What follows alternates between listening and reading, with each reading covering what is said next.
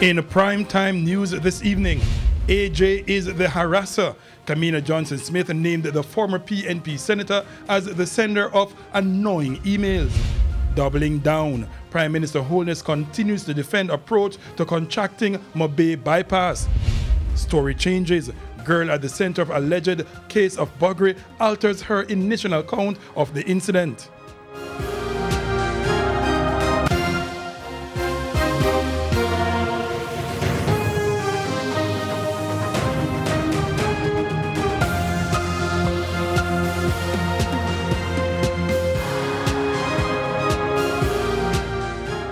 Good evening and welcome to Primetime News. We're on air and online at onespotmedia.com. I'm Janella Precious. Also this evening, the top business stories of the day, sports commentary, E-Prime and weather. But before the break, the feedback question.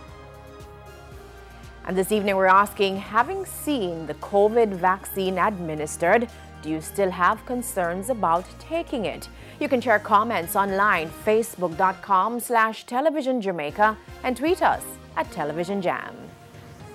Stay with us. Primetime News returns after this break.